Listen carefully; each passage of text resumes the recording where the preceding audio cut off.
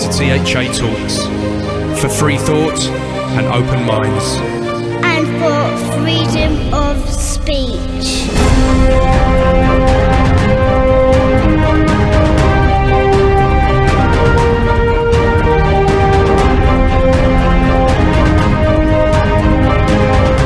Hello, I'm Paul Obitelli and welcome to another edition of What's News on THA Talks, the alternative podcast show from the UK.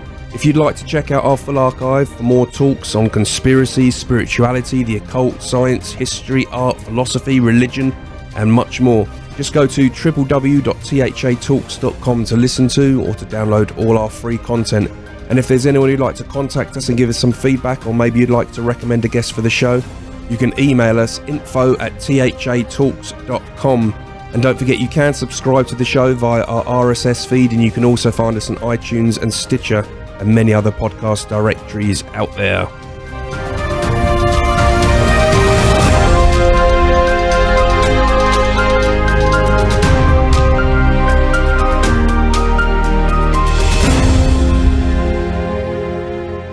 Well, hello everyone. Thank you for tuning in again for this first edition of 2018. I was planning on doing a few more bits and pieces over the holidays, but really annoyingly, I ended up lying in bed for the whole of Yule, basically, which I was absolutely, really not very happy about. But that's life, isn't it? It happens. And I didn't really get anything I wanted to get done in that time. So it's been a bit of a while since I've been back at this desk doing another show. And today it's going to be another edition of What's News with John White, who's been really busy recently. How are you doing, John? Hello, Paul. How are you? It really has been. I've been in full engaged mode, especially over the last week. But then what's happening out there in the world is so bloody incredible. It's hard not to be engaged when you're tapped into that raw energy of the world changing as you look at it almost. Well, you're writing now for your Newswire, which is quite a popular journal out there now. Tell us a little bit about that.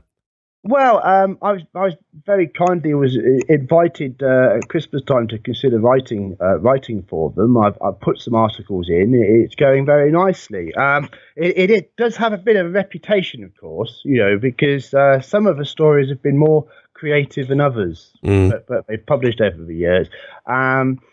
But at the same time, Sean's worked so hard to build that site up, but it's got such an audience, and I'm bringing my usual quality of work, so I'm actually looking forward to Snopes having a go at me. Well, the thing is, a lot of these alternative media sources, it is difficult sometimes because you've got to jump on things quick because you want to promote them first and get a name for pushing news out there. So you've got to give them a break sometimes. And I tell you what, even some of that, people say the same thing about Alex Jones and all these kind of people. I'd still trust these sources, even though a lot of times they might get something wrong.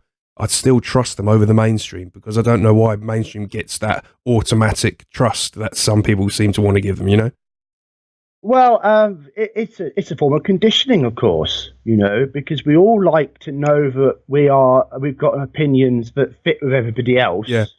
And we are trained to listen to the person on the news, and there's a seriosity to the theatre of it all, isn't there? Yeah, the programme. The backdrops and the rustling papers and the keyboards, and all of that sort of razzmatazz. So that's drawn people in, and therefore we measure our sense of reality with the common messages that we have.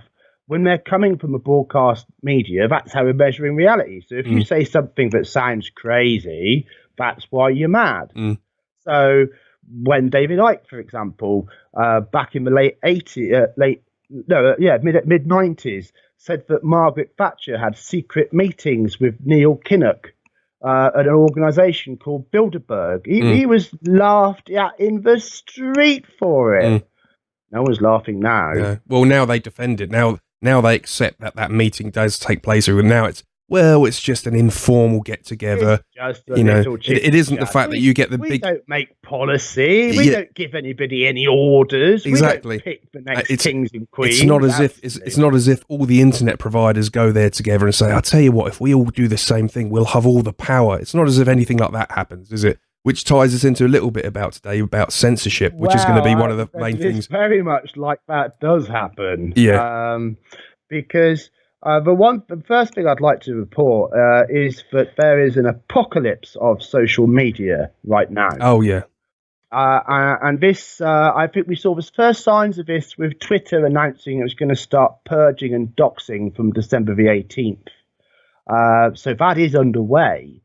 But now we see Facebook start to really wade in on this too. Now, I was monitoring some news stories that turned up last week. First, it was France with Macron announcing, effectively announcing that he's taking total control over what websites are and aren't allowed in France. Then we've got similar news in Germany. Then we've got Mark Zuckerberg climbing up to say that Facebook's going to do everything it possibly can to support governments in their attempt to fight against fake news. It's frightening. It is. It's generally frightening, I have to say. Well, it's genuinely happening. I don't think we should be frightened of it. I think in many ways we should laugh at it. Well, I know where you're coming from. It is the last-ditch attempt of a pathetic and failed narrative to stop itself collapsing. But what can we do if you get like Virgin and Sky suddenly start saying, we're going to ban this website, we're going to ban that website?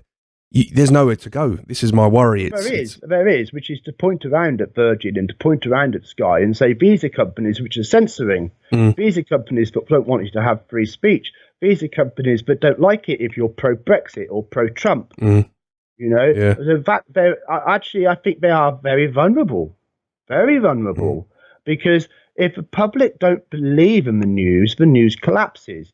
Now, and I think just here we should mention the naked terror in these people at the moment, because Donald Trump is holding a top 10 fake news award on the 17th, next Wednesday. It was going to be this Monday, but he said that the interest is so massive that he's decided to give it another 10 days to really build up. Now, the thing is, you've got to think about this. They don't know which 10 news stories Trump is going to own them on. But Trump is the man who is best placed on the entire planet with the resources of the NSA and all these agencies at his disposal, at least as far as the white hats, and they are there, who are loyal to him. They will get the information. You know, so if you're CNN or MSNBC or BBC or whoever they are, or individual reporters, if you're Jake Tapper or these other characters, Rachel Maddow, I mean, who knows who Trump is about to destroy in front of his global audience of 46 million Twitter followers. These networks are struggling for 3 or 4 million viewers of their live news broadcast. Oh yeah, I mean, there's no doubt about it that people are starting to question the mainstream media, and I don't even think it's even if they're just very sort of normal, everyday kind of folks that just they watch the news and it's just looking more see-through because it's having to try so hard to manipulate the way people think. It's just you can just see it. You can see it, you know. You're quite right. It is thought manipulation, and I mean we saw it yesterday with the Meghan Markle story, didn't we? You know, and suddenly there's an issue. I can't actually remember what the issue was, but I remember Anne Widdecombe. She was on a radio show and she said she had doubts about the marriage or something of those kind. And then straight away she was being jumped on as being racist. Oh yeah, that old card. No, I mean, as far as it goes, I didn't even know who Meghan Markle was when their engagement was announced. I don't really look at the celebrity world. That's changing a little bit. But so I had no view on her whatsoever. But as I've found out some things out about her, I just don't know that she has the mindset where she really understands the expectations of marrying into the royal family. And I don't think she's going to fit into those expectations whatsoever. I'm worried that she's going to see becoming an actual princess as being catapulted onto the global superstar stage and use the position in that way, and especially start social justice worrying on us. You know, and the backlash against the royal family and against the monarchy inside Britain would be significant if that happened. Oh, the mainstream media just love getting their knife and fork out, don't they, and just eating people alive.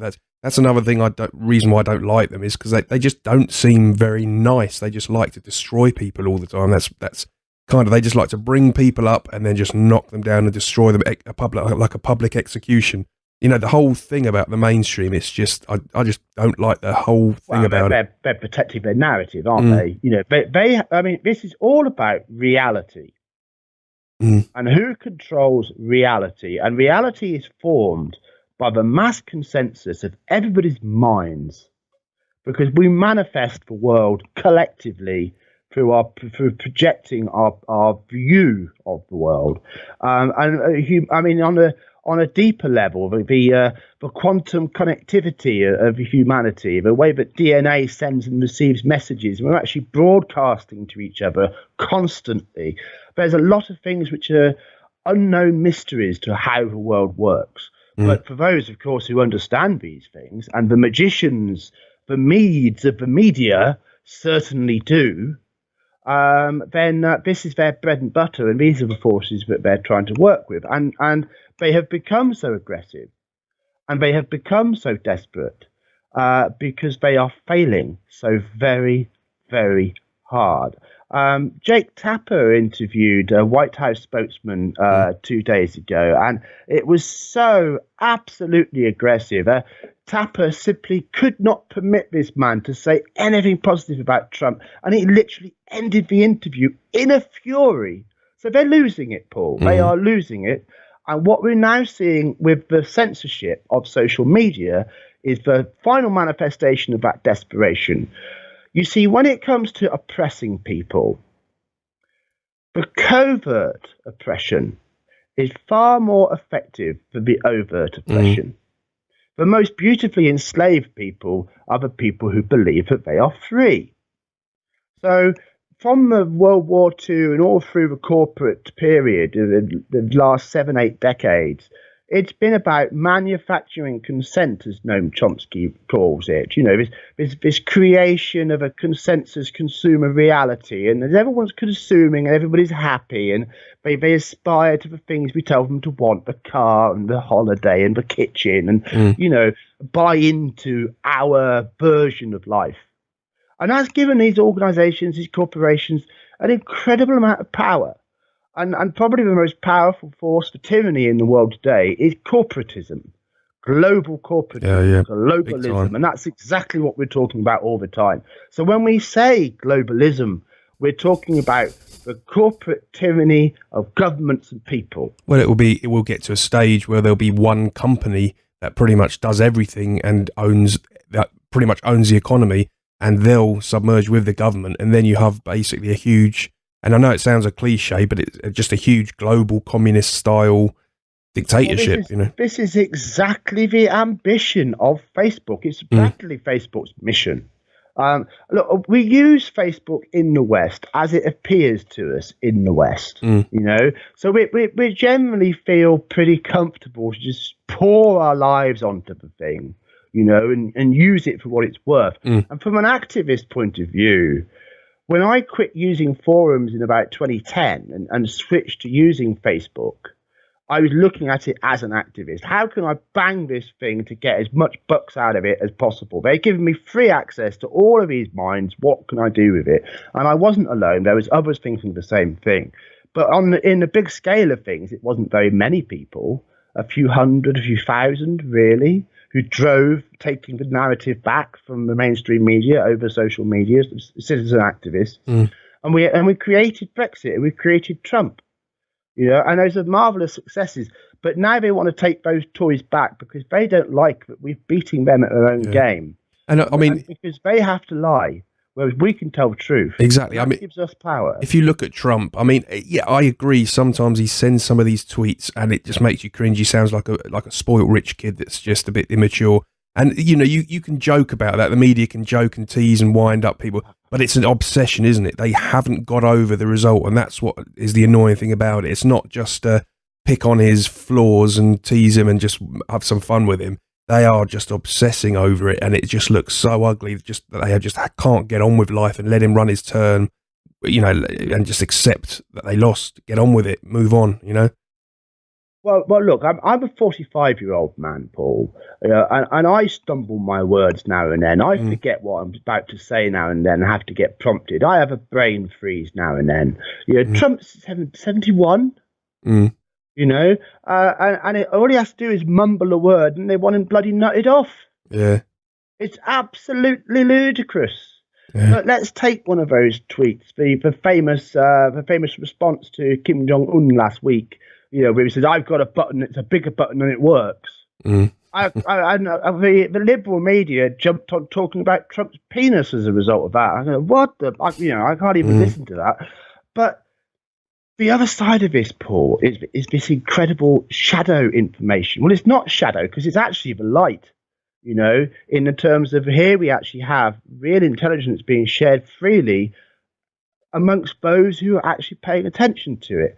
So when Trump said about my button works, the point is we now know from a Q source that America has used an EMP device to disable the North Korean nuclear button and screw their electric system so they're back to scratch.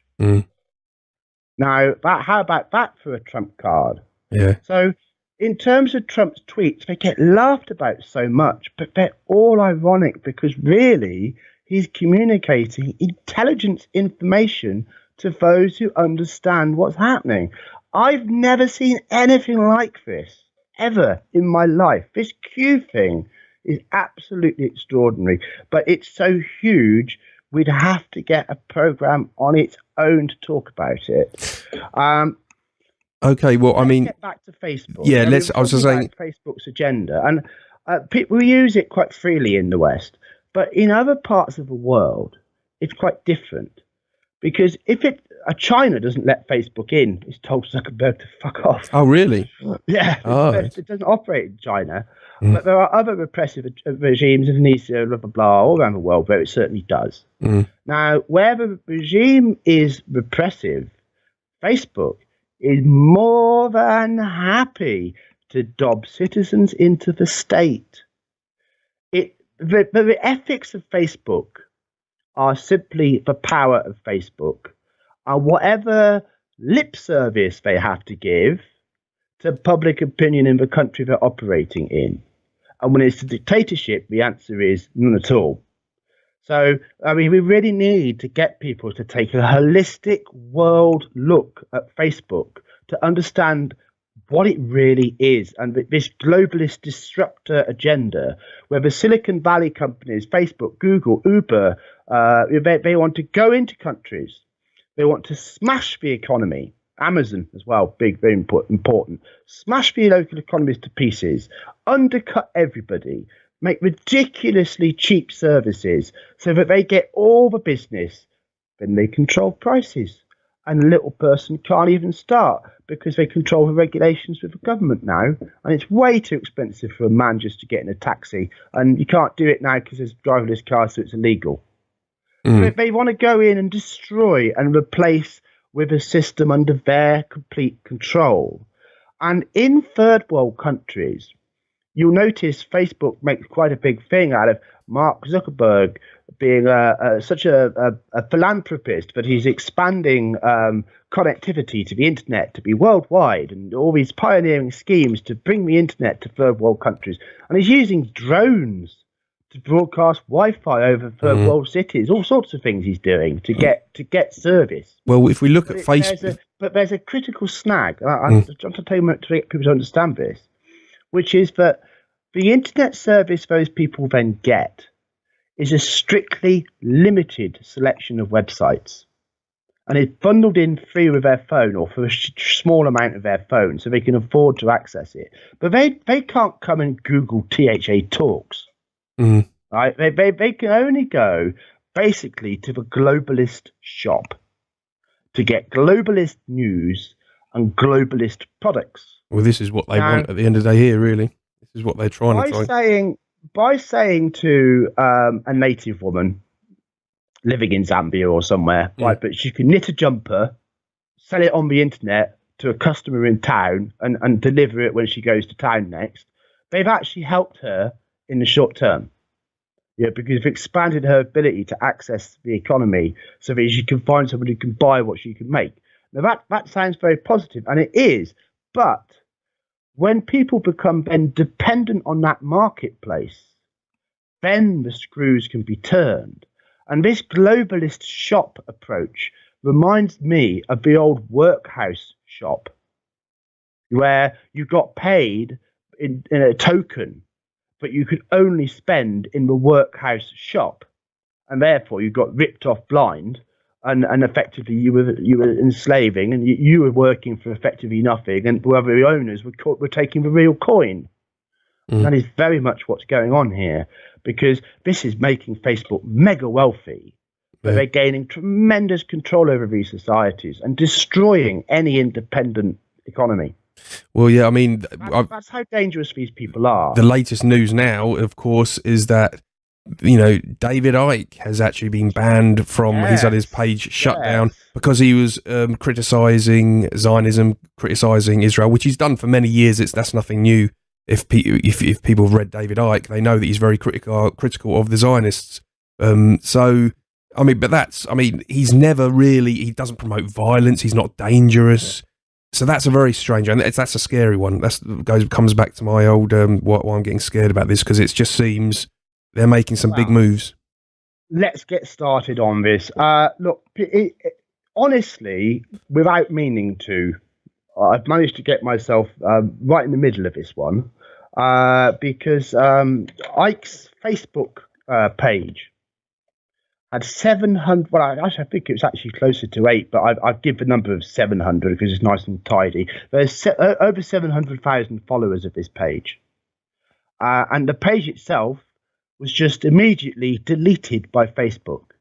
There has been no explanation from Facebook. So we don't know if the page was banned because of a specific post, or if it was banned because they felt like messing with Ike, or just for the lols. You know, there's no explanation for why this has taken place, and that is the important thing, yes, to be concerned about, but more importantly to highlight. You know, but somebody with that size of presence on Facebook be removed without any explanation. Has he joined Gab yet?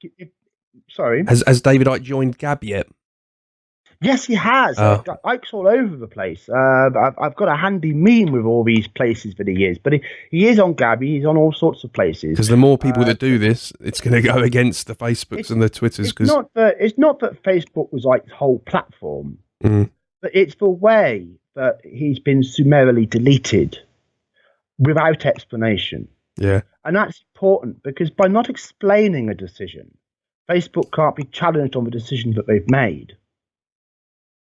And therefore it's a deliberate tactic to keep up this wall of silence. But the thing is with Ike, he's big and he's visible, but he's only one of thousands of people who are being messed with by Facebook. Now, in terms of an actual deletion, that's the final sanction.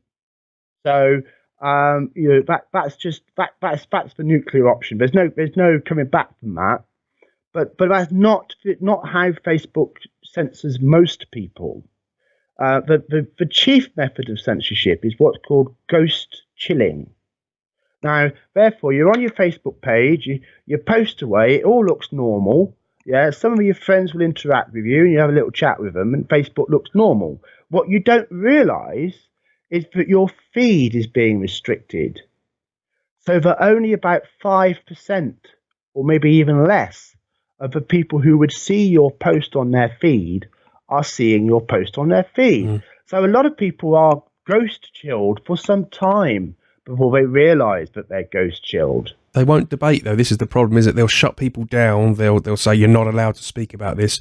If they're so moral and correct and right, then why don't they have a platform and debate these and outsmart these people apparently with these horrible ideas and views?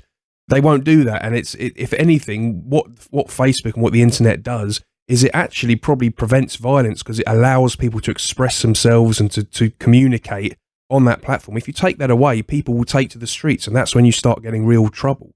So, I completely agree. Yeah. I completely agree, Paul.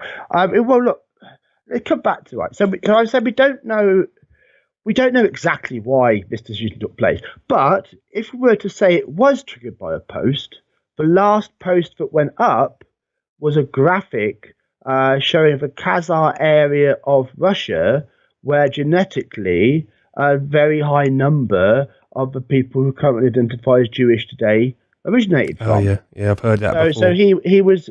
I mean that. Now look, the thing is, I totally accept the research that Ike is presenting because, after all, he's simply signposting academic research done by serious people over many decades. So it's not that what Ike says is wrong, and we have to be honest about history. I don't accept that it's necessarily what's relevant because I think that the most important thing in terms of who is Jewish is who identifies themselves as Jewish. Because that's the fundamental human right. And I think that if I was somebody who'd been born into a Jewish family and I'd lived as a Jew all my life, and suddenly somebody waves a blood test under me and says, "Sorry, mate, you're not Jew after all." What? Yeah. So what do you do with this information? That's my question. And I accept that Zionism did a lot of things which are wrong, even evil.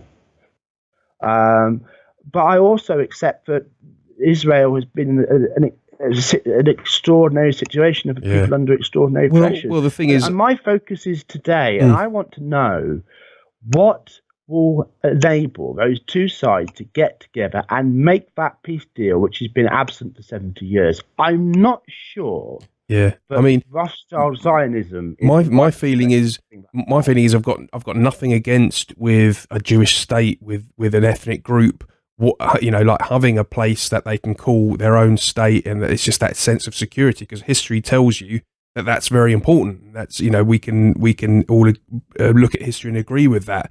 The only thing is, it just seems to be the whole mindset that nowhere else can have everyone else's borders are just loose and whatever. But not open borders for Israel and stuff, and that's what gets people's noses up a little bit because it just seems to be double standards all the time with that political mindset. And of course, then when you criticize it and say it like what I've just done now, all of a sudden you're an evil Nazi and you're horrible. You need to be silenced, and you get shut down on Facebook. Admittedly, we don't know that's why David Icke got shut down, but it looks like it may well have been, but we might find out. There's a good chance there's a connection. But the point about agreeing or disagreeing with Ike is I'm standing with Ike, right? And we've actually started this going as a hashtag. It's doing very well, and we're going to do some other stuff with it. So stand with Ike. But the reason isn't because I agree with David Icke. Although in many ways I do, it's because the decision to agree or not agree with David Icke is my decision to make. And I can only make that decision if I have access to his information.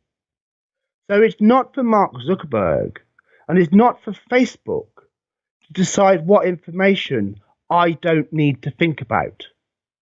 And if a man like David Icke, who has done so much for this planet in terms of exposing that there are things we need to face up to about ourselves and our society if we want to have a better future than a prison, that's his message, isn't it?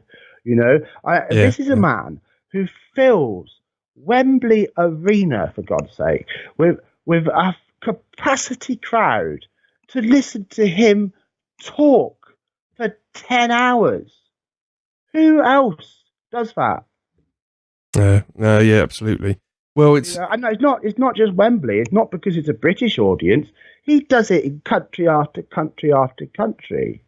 So, but I mean, Ike's had a mission. He's had self-belief, and he's pushed himself forward. I don't agree with him all things, but that's not the point because it's also about us being awakened, empowered individuals. And we don't do that by just agreeing with somebody in all things who happens to be one of our teachers. We're supposed to go beyond our teachers. We're supposed to challenge our teachers, to keep pushing the frontier of human awareness forwards. Absolutely. So it's not about agreeing with him. It's about agreeing that you have the right to decide for yourself if he's a loony or a visionary, or somewhere in between. I'm trying to find that there was a Labour MP. I can't remember her name, and she was basically talking about how to shut down channels on YouTube. We've all been talking about it. I mean, politicians have been. I won't say the rude word. I can't remember her name. Salivating over this one, you know. She's that short-haired. They've really got the hots for shutting down these pesky social media people. Yeah. So there's no doubt about that. It's gone massive. Yeah. No, I can't find her now, but I'm sure some of our listeners probably know who I'm talking about. But yeah, as you say, they're all talking about it. They're all trying to manipulate what we listen to, you know. We're beyond that. We're into do not try. Yeah. Happening. It's we've got to fight it. We've got to fight it because, I mean, you know, I especially when I look at my nieces and I think that they'll only learn what they're permitted to hear about and to experience and stuff. And actually, it makes me so angry to think that there's people that want to control how people grow up into this world and think and what they, you know, it's just complete. It's manipulation, and I've stuck up a lot for the right over the last few years, and been quite open about how I've become much more sort of conservative and right winged in my views. But there's still in my heart of all hearts, there's a libertarian in me, and I respect and believe in freedom of people's individuality and that they can think and research what they want to do, what they want to research. You know. Well, I mean, I've stuck up for the right too, because they've been the more persecuted group in the social debate. You know, in that their views have been trying to be shut down and repressed. They've been being demonized. They've not been being listened to. And look at the consequences. Because this is what happens when we cannot have that discussion, when we cannot say what we're worried about, what we're concerned about, when we can't seek solutions to actually address problems because the problems are being repressed, as has happened with so much to do with immigration throughout the Western world. Yeah. You know, then there are real social consequences. And now the establishment, fearing those consequences, is trying to go for a complete clampdown and hope that not enough people give a shit for them to get owned. And I think that they're fools, but they're desperate. Yeah. Well, I mean, we've spoken for. We haven't really got to the full picture here though yet, and I really must. Okay. Because I mentioned about ghost chilling. That's the first way. They disappear stuff off your feed. But once that doesn't quite do it, then you start to get sharing bans for sharing too much. But you never know what too much is. And it's all of a sudden, it doesn't matter how carefully you try and share things or how appropriately you try and share things or how you're only presenting material to a group that's actually receptive to that material. Oh, 7-day ban, can't share a thing on a group. Or if somebody out on a group objects to one post, you can get a 3-day total ban where you can't actually access your account at all without explanations. Or I mean, certainly with group bans, I'll explain. I think the 3-day bans sometimes are. We say we banned you for this post, but that's about the only time anyone ever does get a specific explanation. But now, from this weekend, we have a brand new Facebook censorship coming around, and this is targeted at individuals. Because you remember Rob Waterlander, who we interviewed for Children on Tour. Well, he was sharing the URL for childrenontour.org, just in a regular timeline post, just replying to somebody having a chat. Your comment has been marked as spam. Tried it again. Your comment has been marked as spam. And wherever he tried to post that URL, your comment is marked as spam. So specific websites, specific web links being posted by specific people are now under attack by the Facebook algorithm.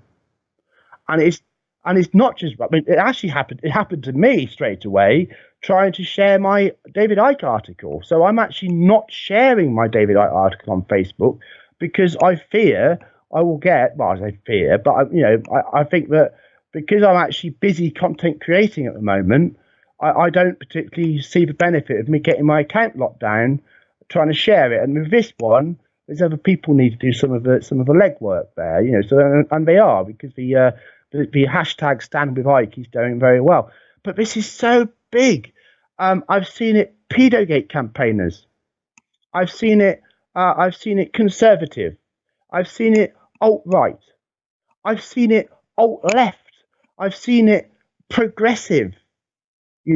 So anybody who's saying anything that the consensus globalism doesn't like. It's the mindset of the social justice warriors, because it's like I've heard so much times on debates when you hear them, and you'll put someone will put a point across, and it's a very valid point, and then because the person doesn't like it or haven't got a reply, it's, oh, you're just trolling. And it's like, that's what Facebook are basically. Facebook are adopting that exact same mindset, that if you say something that they don't like, you're a troll or you're dangerous and all that. And this is the real danger, when you can, what's to say what's dangerous, what someone says. I mean, it's the internet. If you don't like it, turn it off. Then if someone starts persisting and contacting you, then of course that's harassment. But you can't find danger on the internet unless someone is directly targeting you beyond the programs that you're using. It's ridiculous. Really is ridiculous. Well, the only people Facebook want engaging in the political discourse are parrots. Mm. They don't want anybody questioning. They don't want anybody challenging. And I must give a shout out here. Also very notable is Alternative for Deutschland backers. Yeah. My German circle of my Facebook friends, they are reporting extreme censorship because, of course, Merkel is right now trying to close down a deal with Schulz to form a government. That may very well not succeed, in which case there will be a general election in Germany. Alternative for Deutschland is currently, I think, 89 or 90 seats in the German parliament. And the globalists don't want them getting any more. So they're already chilling, and more than chilling, Alternative for Deutschland activists. It's happening now. Yeah. So we need to stand up, Paul. We do need to stand up. And I think that Ike is at least a point we can rally around, and it may well become something much bigger. So my message to anybody who has been in any way censored and had their free speech limited or denied to them by Facebook or by any other globalist social media, to come and find us and stand with Ike. And we can try and get some sort of pushback. And just to add, I mean, David Icke, if we're talking about political alignments here, David Icke's an old Labour boy. You know what I mean? He would have been from a pro-unionist family, unions family, so this isn't about political alignment. If Jeremy Corbyn had brought Labour out for Leave and for Brexit, David Icke would have wanted to give him a kiss. Oh, absolutely, yeah. That would have made his old socialist heart very, very happy. And of course, I originally encountered Icke because he was in the Green Party, and I kind of, my politics is a hybrid of left and right, because they both have a good point. Absolutely, yeah. We don't want government to be too big and too intrusive. We want to be free of oppressive regulation. We want to have freedom of speech and expression. Those are tended to be right-wing values. But at the same time, we also want to have, we don't want to have a system that creates poverty. We don't want to have a system that leaves people in terrible destitution. And we need to have a social safety net to protect the dignity and human rights of every individual. And those are left-wing values. And life is progressing all the time anyway, with technology and everything, so things are going to change and move forward, and you have to think of new ideas, which is a progressive concept, which is fair enough, Well, perhaps we're evolving something new, Paul. Perhaps we're going to have a united perception that politics must protect everybody. I just think you've got to protect the history and tradition and have more respect for what we have been, and just not disregard it and think we can build it all over again overnight because we're so wonderful now. That's got a lot of people got that mindset. Let's respect our ancestors. They were the way they were for a very good reason, Well, I Yeah. have. I mean, I do talk to some younger people who are also people who strongly believe that we should be remaining inside the European Union. Mm. And I mean, just recently I had a very interesting conversation, to try to educate them about what common law is. Because they don't understand that there's a common law system to protect the rights of people in Britain. They don't understand that we have rights. They don't understand that a right is something that you own and that you assert with a claim of that right, rather than something which is given to you and can taken away by a politician. So there's in terms of our traditions and the things which for 1,000 years kept this country free, mostly ish, when the rest of Europe experienced extended reigns of totalitarian dictatorship or autocracy of various kinds.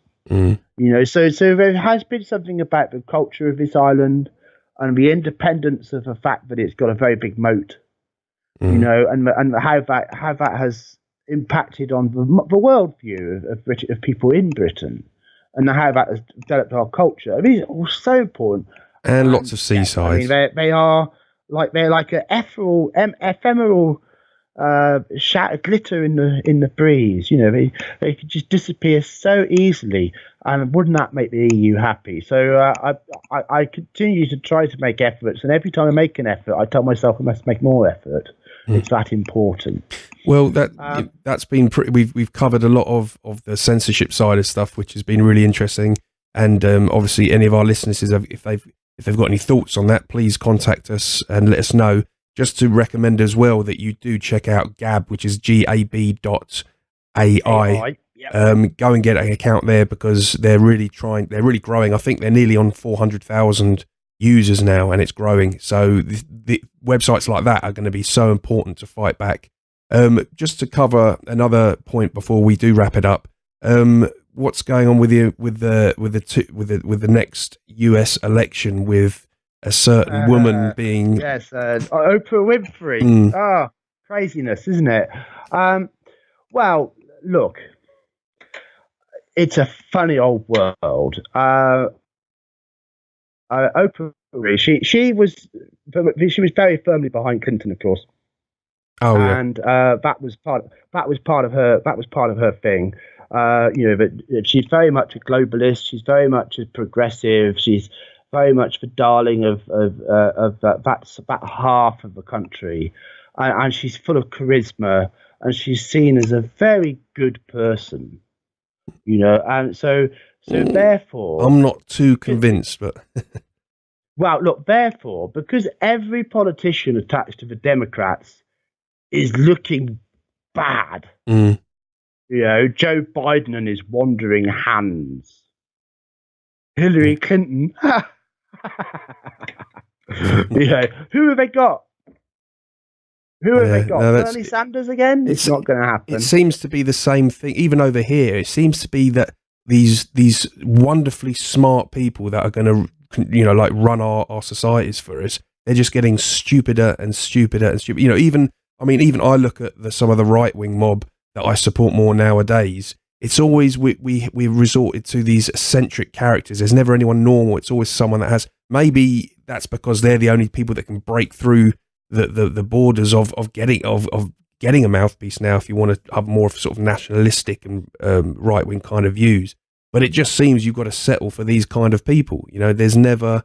And I guess it's a little bit the same on the left. I mean, if you look at Labour now, Diane Abbott and Corbyn. I mean, for me, I look at those and I think, really, is that the best that the left wing thinkers can do now in this country? Surely not.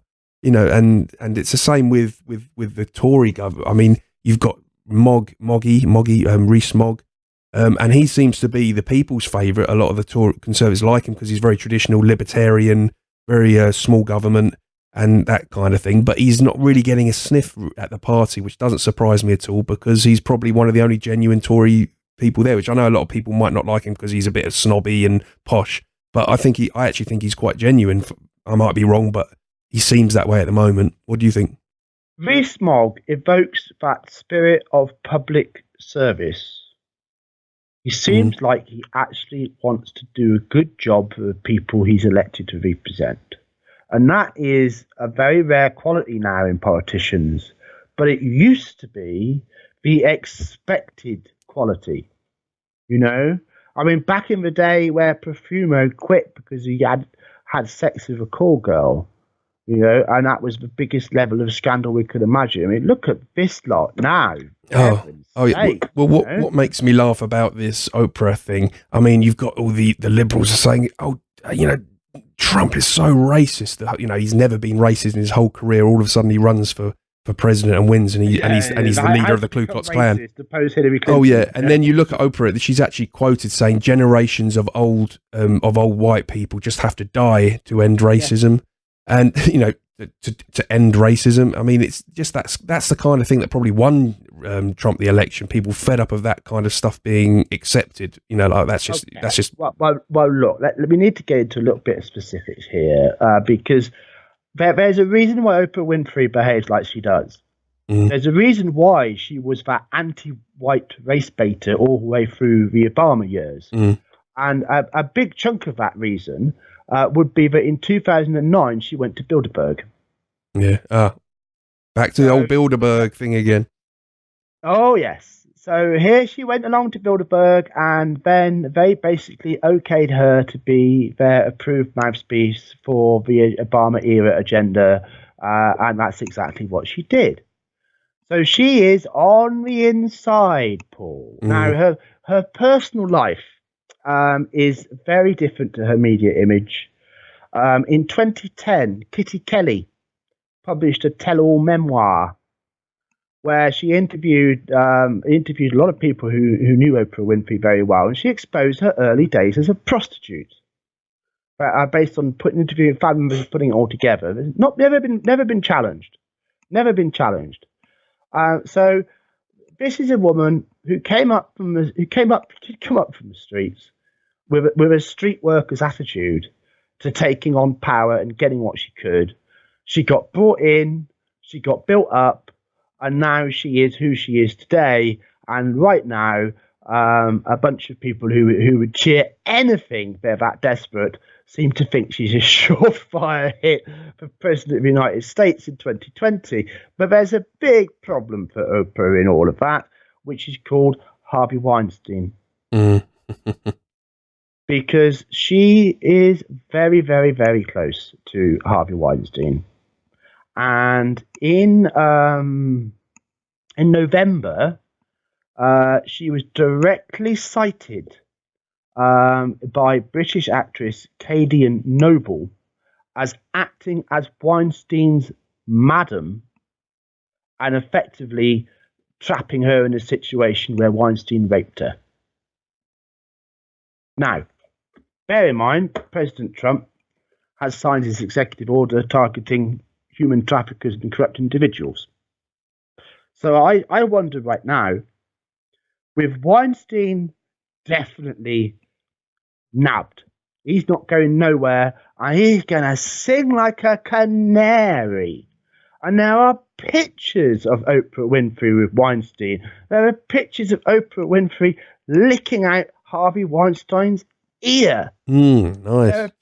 There are pictures of her with these actresses who are now making accusations of Weinstein, and the actress looks horrified and terrified but trapped, and she's got this look like, yeah, I got you another one, Harvey. Anyone looking at these pictures just picks that vibe up, right?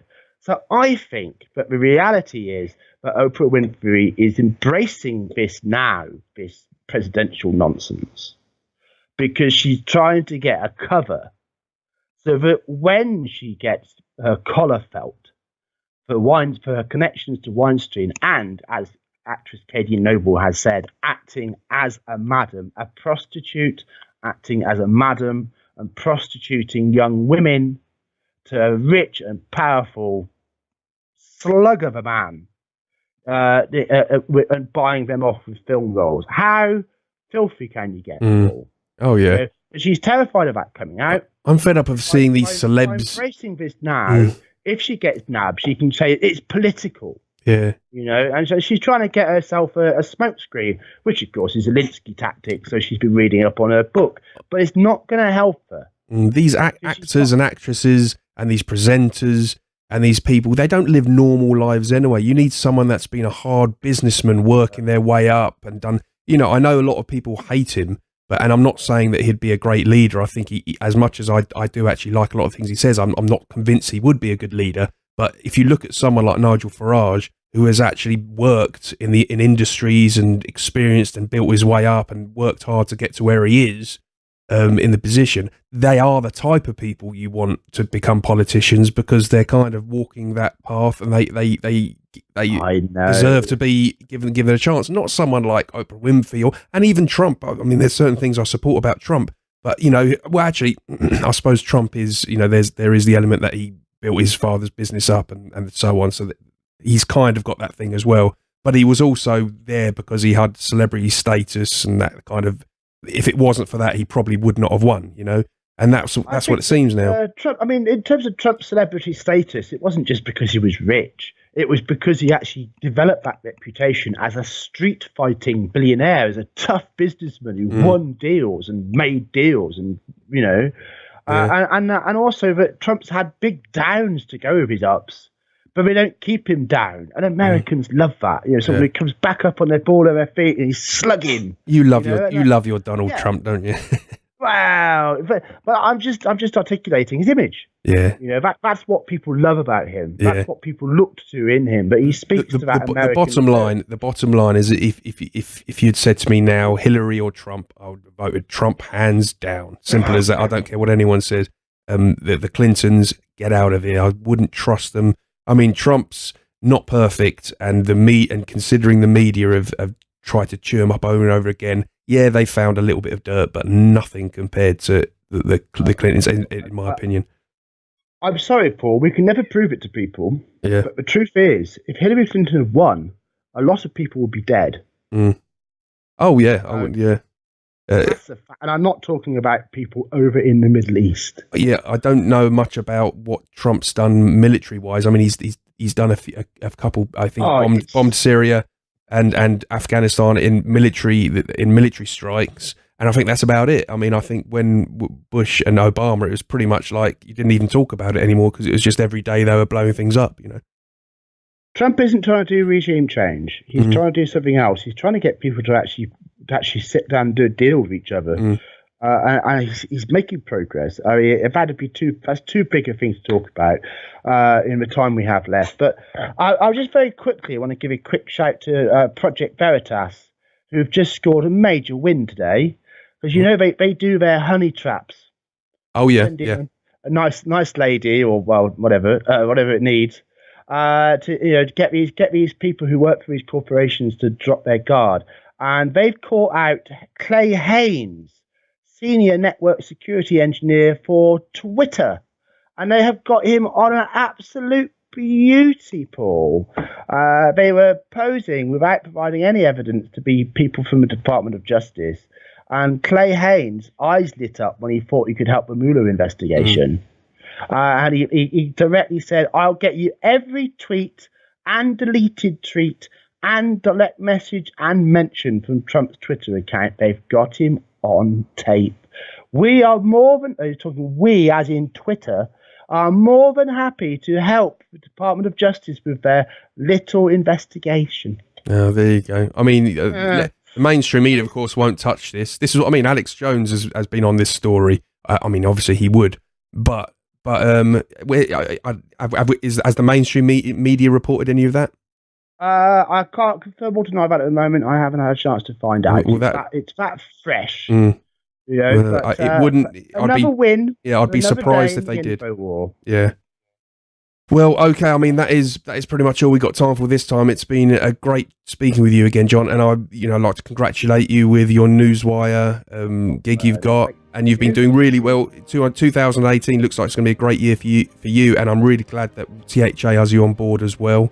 We're going to do plenty more of these What's News talks, and we have got plenty of interesting guests lined up in the probably going to be more sort of as we go into February. I've got a long list of people that we're going to start talking to get on the show and start getting some really interesting chats again. on here, and we'll go from there. So is there anything absolutely. you'd like to add before we wrap it up? Well, just a reminder to stand with hashtag stand with Ike, and anybody who does will find me standing with you. Brilliant. Okay, well, thanks again, John, and thank you all for tuning in and listening. We're going to be looking forward to the next time. Till then, take care. Bye.